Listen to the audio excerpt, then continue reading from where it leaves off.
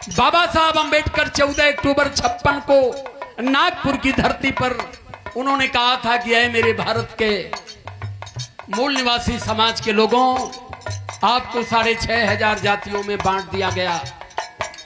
3% लोग आपके दिमाग को हाईजैक कर लिए, धर्म के नाम पर, देवी देवता के नाम पर और मंदिर मस्जिद के नाम पर। एक काम कर देना, अगर भारत का शासक बनना होगा तो, अगर भारत का शासक बनना है, भारत की पार्लियामेंट पर कब्जा करना है, तो अपने जीवन में 3 काम कर लेना। मंदिर की मूर्तियों से मुक्ति खोजना बंद कर देना। मंदिर की मूर्तियों में कोई ताकत नहीं है कि जो आपका बना पाए, आपका बिगाड़ पाए। वहां से अपनी आस्था को खत्म कर लेना। ये बाबा साहब अंबेडकर का वाक्य है। 14 अक्टूबर 1956 को नागपुर में बाबा साहब अंबेडकर ने जब 22 प्रतिज्ञा लिया था, धम्म दीक्षा लिया था, सबके बाद उन्होंने यही बात कहा, मंदिर की मूर्तियों से मुक्ति खोजना बंद कर देना और ब्राह्मण के पत्रे से जोग नक्षत्र दिखाना बंद कर देना और घर में बुला करके लीलावती कलावती की कथा सुनना बंद कर देना। अगर मेरे देश के ओबीसी समाज के लोग ये 3 काम छोड़ दिए तो भारत की पार्लियामेंट इनकी होगी, ये भारत के शासक होंगे। अगर ये 3 काम नहीं छोड़ पाए तो कभी भारत पर राज सत्ता नहीं कर पाएंगे। ये बाबा साहब अंबेडकर कहे थे। अब जितना लोग बैठे हैं, आप सोच लीजिए कि आपने इसे कितनी दूरी बना पाया। न आपने ब्राह्मण के पत्रे के बिना आपके बेटे का नाम रखता है, न ब्राह्मण के पत्रे के बिना आपका घर गर्भोज हो पाता है, न ही उनके पत्रे के बिना उनका आपकी शादी हो पाती है। बेटा की शादी हमारे है, ब्याह करावल, 2 पक्ष लेके जाना, हुआ मंत्रवा वो पढ़ी है, वह मंत्रवा उनका पटीदार वो पढ़ी, दोनों का लेला। एक कली है 4,000, दूसर के कली है 3,000, कितना मिल के भयल 7,000। हमार समाज अपन गुर्रा के बैठल। हाँ पंडित जी तो पढ़त हमें पढ़ल न का, विभो व्यापकम ब्रह्म वेदम स्वरूपम निर्गलम निर्भयम निराकार मोहम भजे हम भजे हम भजे हम तुरे हम। का कहत हो क्यों के पते नहीं। यहाँ सब सुरती मल्लत बा, अपन खात बा। का हाल भैया दौरी हो गई, कैसन गेहूं रहल है। वहाँ दोनों पटदार मिल के शिव मंगली गढ़त हमें, गढ़त गढ़त का कल पता कुछ नहीं हो। 4 घंटा में 7-8 हजार तुमसे घींच लीजिए। आज उन फुट करवा लेना कि 250 यहाँ रखा। परंपरा को लोग छोड़ क्यों नहीं पा रहे हैं। अब कहदा जैसे हमारे धर्मदेव भैया गईला, कल भैया हम तो वही तरह चाहत हैं, लेकिन हमारे गौवा के आदमिया ना मानत हुआ। हमरे कैलाश भैया कहत हुआ कि बाप दादा यही के ढोले हम छोड़ दिया जाई तो मर्दवा बचबे का करी। अच्छा, बाप दादा अनपढ़ गंवार थे, बाप दादा मनुस्मृति में जी रहे थे, हम संविधान में जी रहे हैं। ये समस्या क्या है? पीढ़ी दर पीढ़ी परंपरा के रूप में ये चली आ रही है। क्यों? एक छोटा सा उदाहरण बता रहा हूं मैं। एक गांव में एक अंधा था और अनहर से गांव वाले इतना परेशान रहा कि भांजा बनले रहे। वो अनहरा के खेते संजो के ले जाए के पड़े, सवेरों ले जाए के पड़े। एक दिन अपने अपने घर से सब बना बना खाना खियावे। गांव वाले विचार के लिए अनहरा के बियाह हो जात, एक मेहरारू आ जात, तो वो बनावत खियावत जिंदगी हमन के कम से कम बचत। अब लपट गई ना, गांव वाले लगना दुल्हन खोजा अनहरा बदे। खोजत खोजत बड़ा तगड़ा अगुआ मिलल, अगुआ बियाह कराए दिलो। केहू ना पूछत हो कि दुल्हन कैसन हो, बियाह कराए दिलस। जब दुल्हन घरे आई तो पता चलल दुल्हनियों आनहर। अब प्याउर बनल, दुल्हा भी आनहर, दुल्हन भी आनहर। अब तो गांव के आदमी परेशान रहा अनहरा के ले जाए में, गांव का माई बहन परेशान है दुल्हन के ले जाए में। लेकिन अंतर का रहल भैया, बोलिया मत, तनी सा रुका, तनी सा बात सुन ला। अब तुअरे बरोबर रही तो तुम्हार बात सुनित हो। अब तनी सा तू तेज हवा, हम ही हल्लुक मनाव। एक ठे और हम के मिल जाए तो हम फिट हो जाए, तब हमार तुम्हार बात बरोबर हो।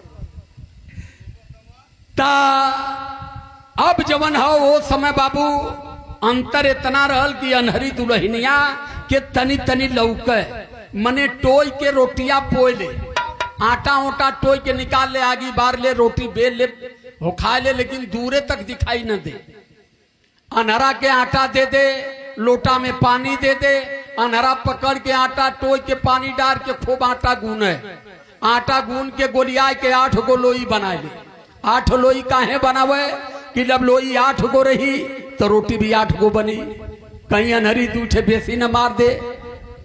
एक करे वो जैसे रोटी 8 गो बनावे, 8 लोई बनावे, 8 रोटी बने, इकुल बनावे, बगल से बिलार दूठे घींच ले जाए।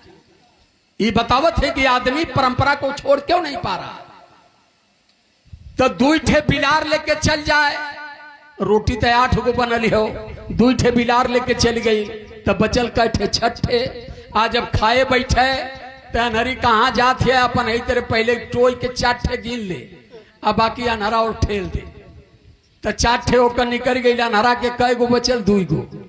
अनहरा कहते करे रोटिया 8 गो बनल लिया, काहे मुके 2 देती, कल कहो मत 4 गो लेके बाकी तू ही के दे दे लो।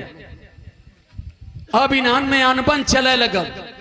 अनहरी सोचत है हम 4 खैली, अनहरा कहत मुके 2 मिलल, बात सब सही हो, लेकिन रियल गलती कहां से होती हो ये दोनों के केहू के मालूम नहीं हो। धीरे धीरे 4-6 दिन बीतल। एक दिन अनहरी रोटी बनावत हो, और रोटी बना के जैसे रोटी रखलस वही बगल में बिलार बैठल हो, ओकर हाथ बिलार से टच कर गया। समझ गए कि ओहो रोटी बिलार ले जाले, यह बदे रोटी 2 ठे कम होले।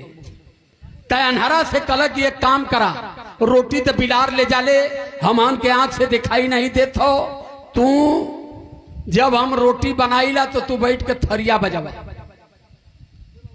तो जब थरिया बजीबा तो का जानी बिलार न आवे, रोटी कुल बचे। ओ दिने अनहरा के थरिया देहल, लकड़ी देहल। जब अनहरी रोटी बेले लगल तो अनहरा घन घन घन घन थरिया बजावे लगल, बिलार आई के दूर में खड़ी हो, और वहीं से देखत है कि इन्हन के लौके लगल का। इतने विचार करत है, रोटी बनल, रोटी खाए बैठ गए, 4 गो अनहरी लहलस, 4 गो अनहरा भी पौल, छुधा जुड़ाई। बोल चाल भाई, जब छुधा जुड़ाई दोनों के मन से मन मिलल बाबू। आज जब मन से मन मिलल तो कायदे से बातचीत होए लगल। आज जब बातचीत होए लगल वही बीच में अनहरी के भगवान बूझ देला, अनहरी गर्भवती हो गई। गांव के लोगन के पता चलल कि अनहरी गर्भवती हो। माई बहन के इतना खुशी कि अपने अपने घर से जाके दूध लिया में, पलकी लिया में, मुरई लिया में, कुछ पनीर लिया में, ओके खूब खिया में कि कम से कम बढ़िया से खाई तो बढ़िया बच्चा एक हुई। एक ठे लड़का हो जाता, हमन के जीवन छूट जाती, नान का साँझ सवेरे खेत घुमावल। इतना सेवा कैला, 9 महीना बीतल। 9 महीना के बाद अनहरी के खूब सुंदर लड़का पैदा भइल। अब बेटवा पैदा भइल, जब गांव में हल्ला मचल कि अनहरी के लड़का पैदा हो गया, तो गांव के माई बहन अपने घर से तेल लेके, दूध लेके, सकल चीज ले जाए कि अपने अपने घर से बेसहनी हलवा बनाए अनहरी के अलगे खियावे, लड़का के होहर मीसे, इतना सेवा कैली कि 15 साल में अनहरा के लड़का 25 साल नहीं जनाए। गांव वाले कहना लड़का सयान हो गए, लेकर बियाह करा देवे के चाहिए। वही बीच में अनहरा के लड़का का शादी करवा दी है लोग। लड़का का बियाह हो गया, नई दुल्हन आ गई। अब जब वो दुल्हन चूल्ही पर बैठल तो ओकर दुल्हा भी थरिया बजावे लगल। जब ओकर दुल्हन रोटी बेले लगल तो ओकर दुल्हा भी थरिया बजावे लगल। काहे बजावे लगल? ओकर बाप बजौले रह, उ देखले रह कि हमार बाप जब माई रोटी बनावे तो उ थरिया बजावे। अब हमार मेहरारू रोटी बनावत हो तो हमहू के थरिया बजाना जरूरी है। अब वो थरिया बजाओ पाए, थरिया बजाओ में नहनो का बीतत हो। बीतत कुछ दिन बीतल, एक 4 बेटवा भइला। अने अनहरा के 4 गो पोता भइला।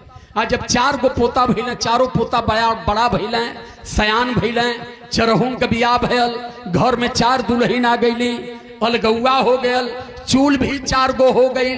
जब वो चारों दुल्हन रोटी बनावे लगले तो ये चारों दुल्हाए अपने अपने चूल्हे के बैठ के थरिया बजाओ, या घन घन थरिया बजते हो। हाँ, काहे?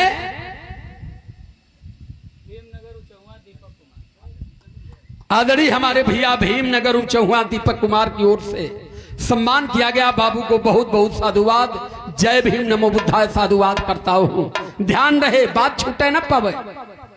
अब वो चारों लगल थरिया बजावे तो चरहुन में जवन छोटकी दुल्हन रहल, पढ़ल लिखल रहल, तो ले लिया भैया।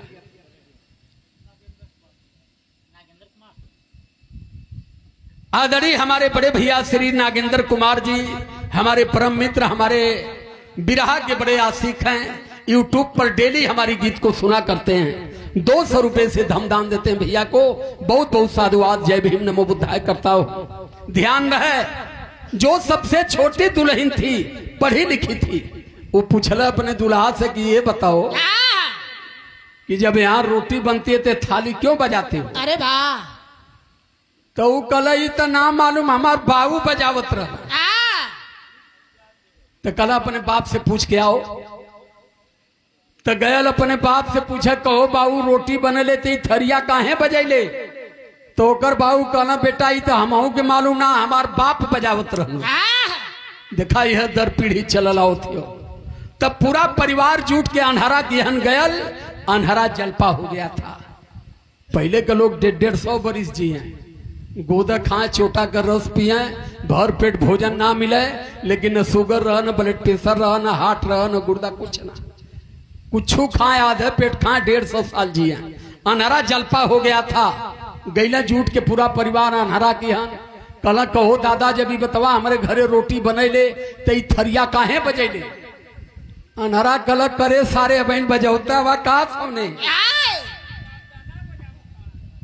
अरे मत आँख के आनर रहलू, बिलार के भगावे के मारे बजाऊं। हाँ, तोहने के आँख ये तब्बो बजावत हवा। वही दिन से वो घर में थाली बजल। वाह, कहने का मतलब कि दिमाग को तर्क की क्षमता पैदा करिए। बाप कैला, दादा कैला, आजा कैला, परपाजा कैला, हम हूं न करब। क्यों करेंगे आप? बाप दादा हमारे अनपढ़ गवार थे, बाप दादा हर जोत रहे थे। हम मास्टर डॉक्टर इंजीनियर हैं, तो हम मास्टर डॉक्टर इंजीनियर हो करके हल जोतने वाले लोगों के नाम को हम आगे बढ़ाएंगे।